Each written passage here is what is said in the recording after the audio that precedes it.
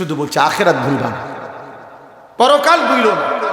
আজ আমরা বাবা ছেলে, মা মেয়ে, ঘর পরিবার প্রত্যেকেই খুব দ্রুত গতিতে আলাদা হয়ে যাচ্ছে।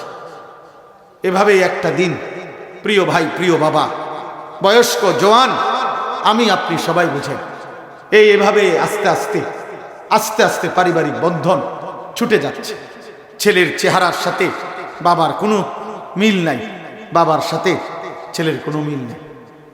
দাদার চুল, চেহারা, লেবাস, পোশাক, দাড়ি টুপির সাথে ছেলের নাতির কোনো মিল নাই, নাতির সাথে দাদার কোনো মিল নাই। মায়ের বোরকা আর ছেলের মেয়ের কাপড় মিল নাই, আলাদা আলাদা আলাদা। উনি পরিচয় দিচ্ছে ওনার ছেলে এটা, চুল এটা দেখতে বোঝা যায় এটা বেঈমান। এক ওয়াক্ত নামাজ পড়ে না, 365 দিনে কোনো দিন ফজরের নামাজ পড়ে না, এটা মুসলমানের ছেলে হলো কেমন বলেন আব্বা? এই আলাদা আলাদা। ঠিক এটা কি হবে? এটা একটা সময় ভাবে চললে আগামী 30 বছর পরে, 50 বছর পরে, 20 বছর পরে দেখা যাবে যে প্রত্যেকেই নারী পুরুষ। আমি বলি আব্বা, আল্লাহর কসম, আমি নিজ কানে শুনছি, একজন আমেরিকান ব্যক্তি আমাদের বাংলাদেশে দাওয়াত ও তাবলীগের মাধ্যমে বাংলাদেশ সফরে আসছিলেন, যখন আমেরিকান লোক, ওনারা মুসলমান হয়েছেন, উনি আমেরিকান জামাত, তো ওনারা বলছেন, আমি উনার কানে, নিজ কানে আমি শুনছি উনার বয়ান। এই আমেরিকান ভাই বলছে, নও মুসলিম আর কি, উনি বলছে ইসলাম ধর্ম গ্রহণ করার আগে আমাদের জীবনটা ছিল প্রতিদিন রাত হলে আমার বাবা একজন নারী নিয়ে তার রুমে ঢুকতো, আমাদের মা একজন পুরুষ নিয়ে তার রুমে ঢুকতো, আমাদের বোন একটা ছেলে নিয়ে রুমে ঢুকতো, আমরা একটা মেয়ে নিয়ে একটা রুমে যাইতাম। এভাবে সারা রাত জিনা ব্যভিচার চলতো। সকালবেলা একই সুইমিং পুলে, ধরেন একই পুকুরে একসাথে গোসল করতো, একসাথেই চলতো ফিরতো। কেউ একটাবার জিজ্ঞেস করতো না এই পুরুষটাকে, এই নারীটাকে।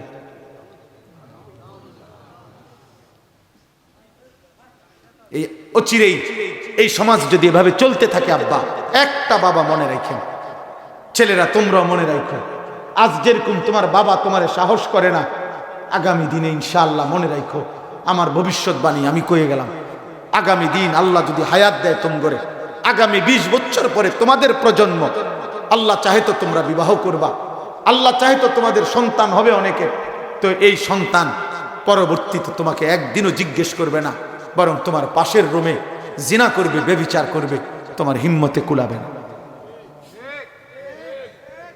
আজ তো পাশের রুমে তুমি উলঙ্গ ছবি দেখো, মোবাইলের নর্তকী দেখো সারা রাত, তোমার বাবা পাশের রুমে।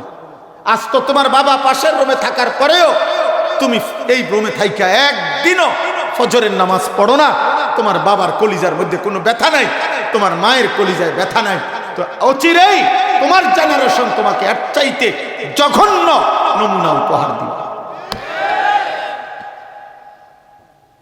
এই কয়দিন আগে 1000 কোটি টাকার মালিক আমারে জড়াইয়া ধরে কাঁদছে, কাইন্দা বলতেছে, হুজুর আমি কোটি কোটি টাকার মালিক, কোটি কোটি টাকার মালিক, কিন্তু আমি জানি প্রতিদিন, প্রতি সপ্তাহে, সর্বদা আমার স্ত্রী অন্য পুরুষের সাথে রাত কাটায়, কিন্তু আমার ওই হিম্মত নাই তাকে কিছু বলার, আমার ওই সাহস নেই। এমন কান্দা কাঁদছে বেচারা। আমি সবার জন্য বলতেছি না, আমি সবাইকে দোষারোপ করছি না, কিন্তু বলে না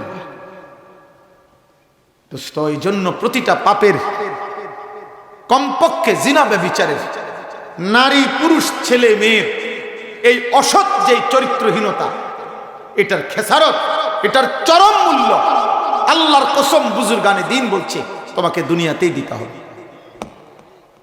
কথা বলো না বাপ, কথা বলো না, অসুবিধা হলে চলে যাও, ভিতরে ভিতরে কথা বলো না, বাইরের চিন্তা করেন আপনি, বাইরে খালাস, বাহিরের বিষয়ে বাবার দরকার নেই, ভিতরের ওয়ালারা কথা বলবেন। কোরআনুল কারীমের মধ্যে আছে 18 নম্বর পারায় সূরা নূরের মধ্যে এই কথা স্পষ্ট আছে।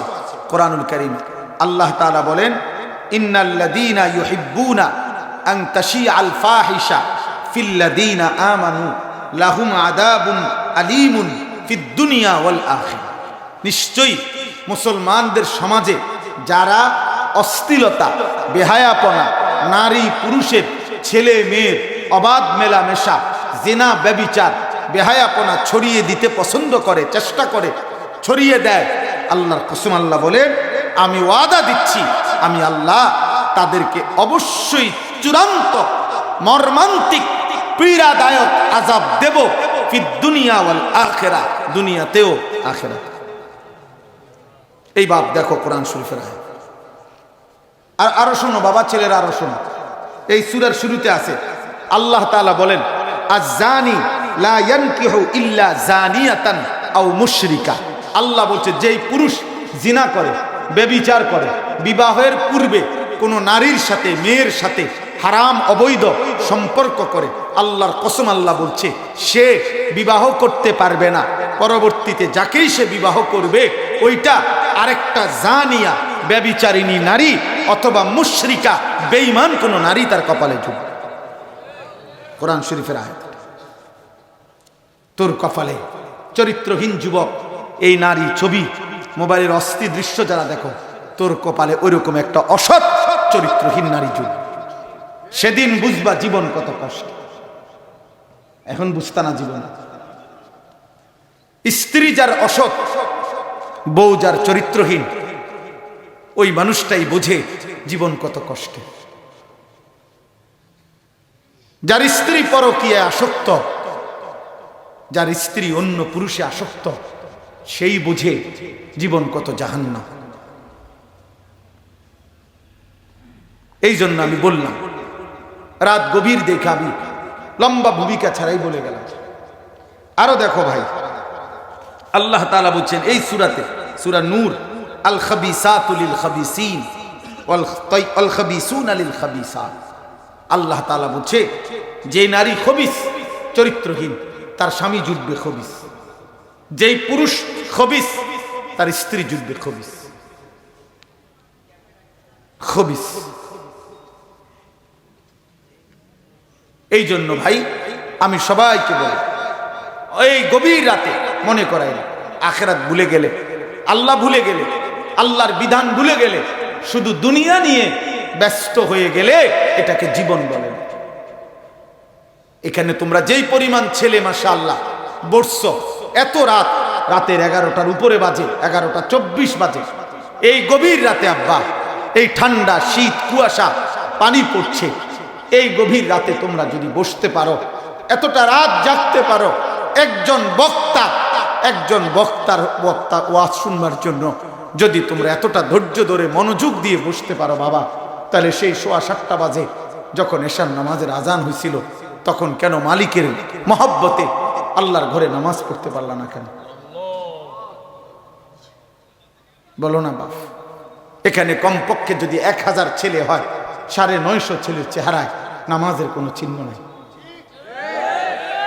হায় মুসলমানের বাচ্চা, মুসলমানের ঘরে এমন জানোয়ার কেমনে হইল?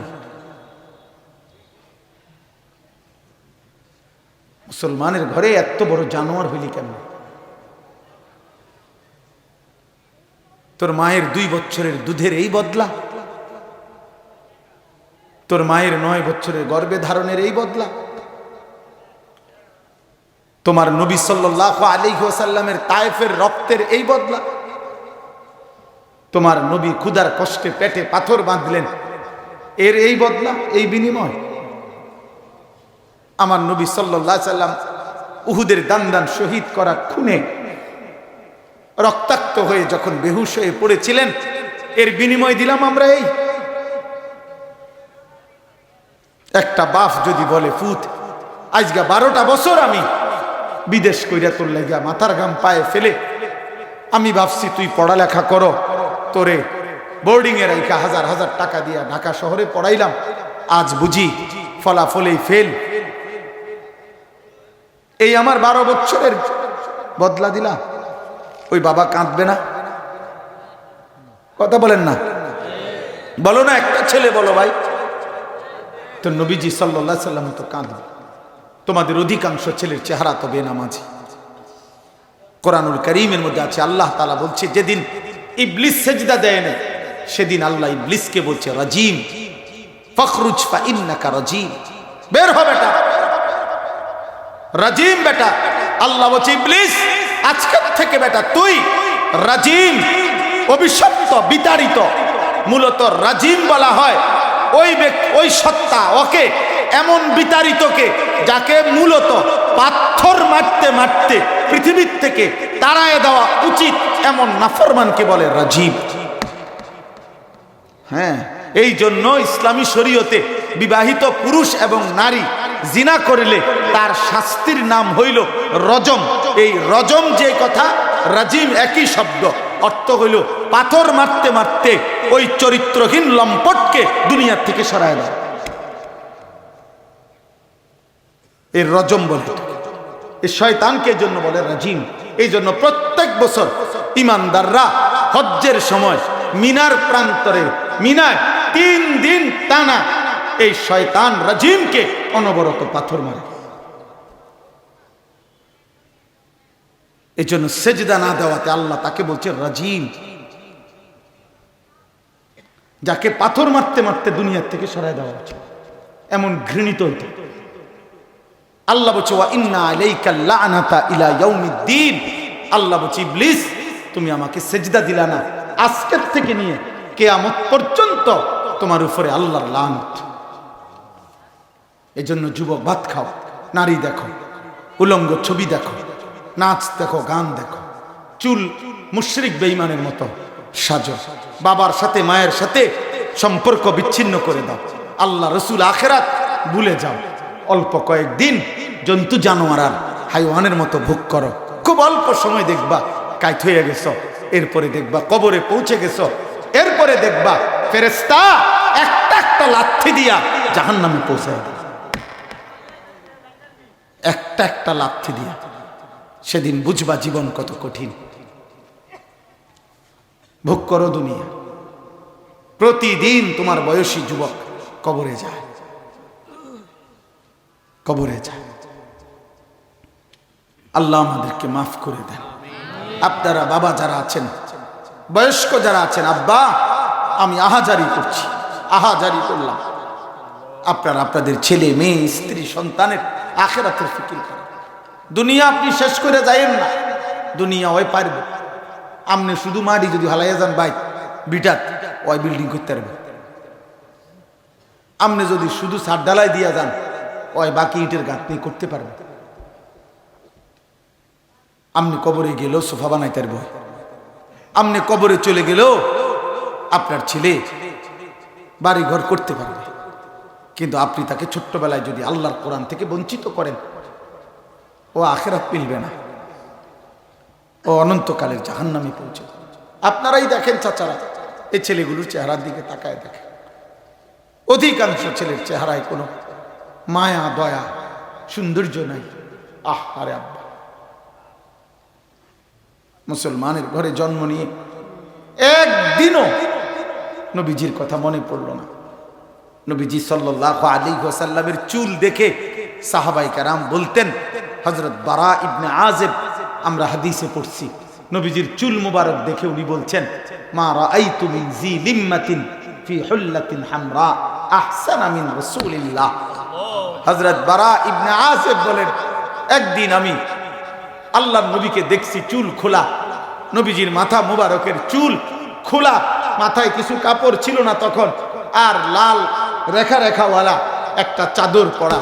হযরত বারা ইবনে আযিব বলে, দুনিয়াবাসী আল্লাহর কসম, ওই বাবরি চুলওয়ালা নবীকে দেখে আমার মনে হয়েছে এমন সুন্দর আমি জীবনে আর কিছু দেখিনি।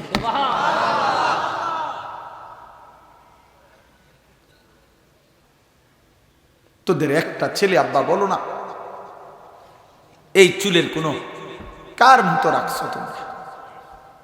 এমন মালিক ভুলে গেলা কেন? এমন বন্ধু ভুলে গেলা কেন? এমন রাসূল ভুলে গেলা কেন, যিনি আমাদের জন্য 23টা বছর কেঁদেছেন, চোখের পানি ফেলেছেন, হাত্তা তাওয়াররামাত কাদাবা, পা মুবারক ফুলে ফুলে গেছে, ফুলে ফুলে গেছে। আল্লাহ আমাদেরকে বুঝ দান করে, আল্লাহ আমাদেরকে ফিকির দান করে। আমি লম্বা করতে চাই না, আমার এই আয়াতগুলোর তর্জমা শুনাই, তাইলেই আমার কথা শেষ। শুধু একটা কথা বুঝানোর জন্য 1-2 মিনিট বললে এটার তর্জমা বুঝতে সুবিধা হবে। আমাদের প্রিয় নবী সাল্লাল্লাহু আলাইহি ওয়াসাল্লাম তিনি মক্কা থেকে হিজরত করে মদিনায় গেছিলেন, আমরা এটা জানি, কথা বলে না? আমাদের নবীজির সাথে অগণিত সাহাবায়ে কেরামও হিজরত করে মক্কা থেকে মদিনায় গেছেন। কিন্তু আমাদের নবীজি যখন মক্কায় 13 বছর ছিলেন, এই 13 বছরের মাঝামাঝি টাইমে কিছু সাহাবী নবীজির নির্দেশে আরেকটি অঞ্চলেও হিজরত করে গেছিলেন, সেটার নাম হলো হাবাসা, আবিসিনিয়া। আল্লাহ নবীর নির্দেশে সেখানে প্রায় 70-এর চাইতে বেশি সাহাবী হিজরত করে গেছিলেন। তো ওইখানে যাওয়ার পরে খ্রিস্টানদের এলাকা ছিল ওইটা। তো এই সাহাবারা ওই খ্রিস্টান অঞ্চলে গিয়ে খ্রিস্টান বাদশাহ নাজ্জাশী এবং বাদশার উজির এবং জনগণকে ইসলামের দাওয়াত দিছিলেন। আল্লাহর নবীর কোরআন শুনাইছেন, কালেমার দাওয়াত দিছেন। তো আল্লাহর মেহেরবানিতে এই সাহাবাদের দাওয়াতে ওই বাদশাহ নাজ্জাশী, তার কয়েকজন উজির, মন্ত্রী এবং সাধারণ কিছু জনগণ তৎক্ষণাৎ আল্লাহর কালাম শুনে নবীজির উপরে ঈমান এনে কোরআন মেনে কালেমা পড়ে মুসলমান হয়েছে।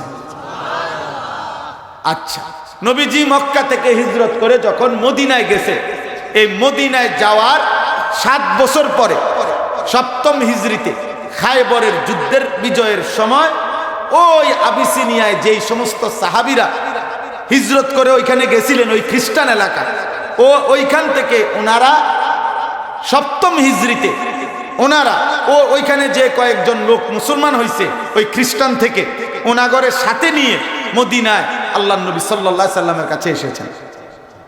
আসার পরে ওনারা পুরা ঘটনাটা শুনাইছেন, ইয়া রাসূলুল্লাহ, আমরা আপনার এই সাহাবীদের জবান দিয়ে যখনই আল্লাহর কোরআন শুনছি, আপনার কথা শুনছি, তৎক্ষণাৎ আমরা মেনে নিছি। 1, 2, আমরা ইতিপূর্বেও আসমানি কিতাব যেটা ছিল ইনজিল এবং ঈসা আলাইহিস সালাম, আমরা ঈসা নবী এবং ইনজিল কিতাবের উপরেও পূর্ণ ঈমান রাখতাম। আমরা ওই সময়ও আল্লাহর কথার উপরে ঈমান রাখতাম। আবার আপনার কথা শুনছি, তৎক্ষণাৎ কালেমা পড়ছি। এখন আমরা আসছি আপনার সাথে দেখা করতে, আর কিছু সম্পদ আমাদের জমাকৃত নিয়ে আসছি, এগুলো আপনার কাছে আল্লাহর রাস্তায় দান করলাম, আপনার পছন্দ মতো আপনি খরচ করবেন। এই মানুষগুলো, এই যে যারা আসলো, তাদের কিছু আচরণ ছিল সাহাবাদের থেকে। আল্লাহর নবী সাল্লাল্লাহু আলাইহি সাল্লাম শুনছেন, মানে এই আবিসিনিয়ার এই যারা মুসলমান হইল, তাদের কিছু আচরণ ছিল সুন্দর। এই আচরণগুলো নবীজি শুনছেন।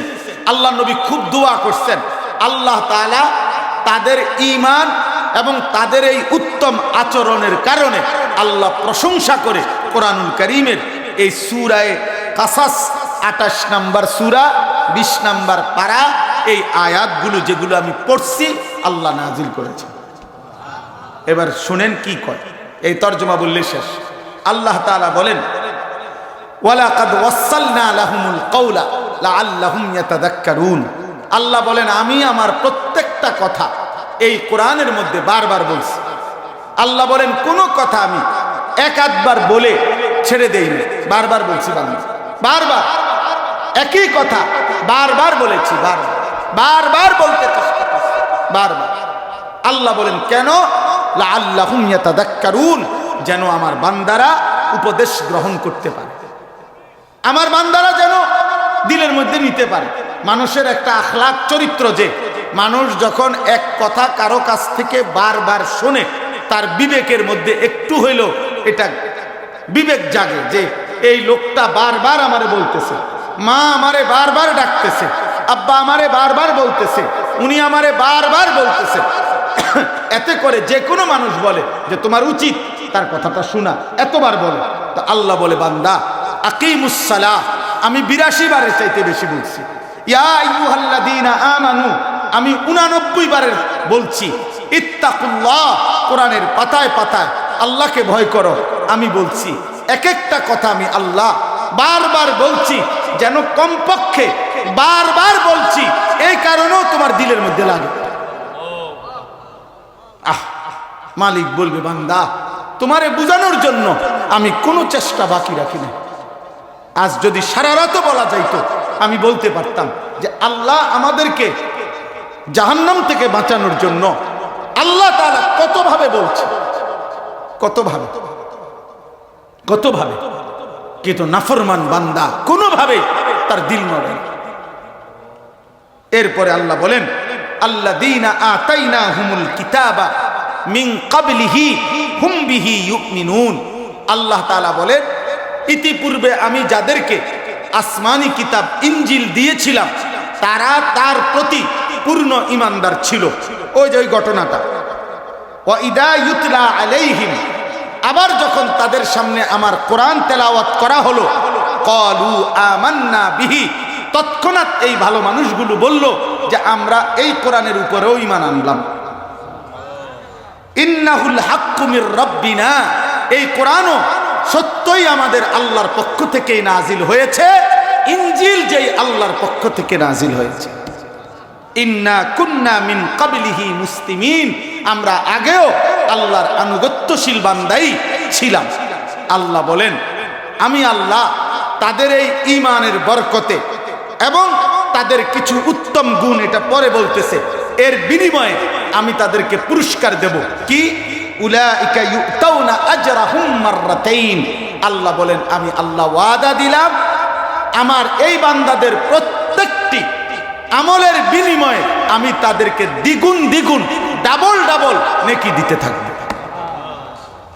তাদের গুণ সাথেও তিনি ঈমানের সাথে, এই ভাই এই কথাটাই শুধু একজন মনে রাখবেন, ঈমানের সাথে তাদের আরো 4টা গুণ আছে। এক, বিমা সাবারু, আল্লাহ বলেন আমার হুকুম, আমার আদেশ নিষেধের ব্যাপারে তারা ধৈর্য ধারণ করে পালন করেছে। 2, ওয়ায়াদরাউনা বিল হাসানাতি সাইয়্যিআ, যেই কোনো মন্দ আচরণের জবাবে তারা উত্তম আখলাক, উত্তম ব্যবহারের পরিচয় দিয়েছে। 3, ওয়ামিম্মা রাযাকনাহুম ইউনফিকুন, আমার দেওয়া হালাল রিজিক থেকে আমি আল্লাহর পথে ব্যয় করেছে। 4, ওয়াইজা সামিউল লাগবা আ'রাযু আনহু, যেই কোনো মন্দ কথা কাজ যখনই দেখছে সেখান থেকে সরে দাঁড়াইছে, অংশগ্রহণ করে নাই। ওয়াকালু লানা আমালুনা ওয়ালাকুম আমালুকুম সালামুন আলাইকুম লা নাবতাগিল জাহিলিন, মন্দ লোক, মন্দ কথা এবং মন্দ পরিবেশে অংশগ্রহণ করার জন্য যখন ডাক দিছে, সে বলছে আমি আমার আল্লাহ নিয়ে আছি, তুমি তোমার নিয়ে থাকো, আমি তোমার সাথী নই, মূর্খ জাহেল নাফরমানদের সঙ্গী আমি হব না, তোমার জন্য কল্যাণ কামনা করছি। আল্লাহ বলেন এই উত্তম গুণ, 1 নাম্বার ধৈর্য ধারণ করেছে, 2 নাম্বার মন্দ কথার জবাব উত্তম কথা দিয়ে দিয়েছে, 3 নাম্বার আমার রাস্তায় সাদাকা করেছে, 4 নাম্বার যেই কোনো মন্দ কথা কাজে অংশগ্রহণ করে নাই। আল্লাহর কসম, আল্লাহ বলেন এমন পবিত্র, এমন ইমানদার মানুষকে তার সকল আমলের বিনিময় আমি দ্বিগুণ দ্বিগুণ ডাবল ডাবল দিতে থাকব। আজকে এতটুকুই কথা। যুবক ভাই, কিশোর ভাই, বয়স্ক বাবা, জীবন চলার পথে সবর করতে হবে। গুনাহ আমাদেরকে বারবার আকর্ষণ করবে, কিন্তু ধৈর্য ধরে ফিরতে হবে। নেক আমল বারবার কষ্ট লাগবে, কিন্তু ধৈর্য ধরে পালন করতে হবে, পালন করতে হবে।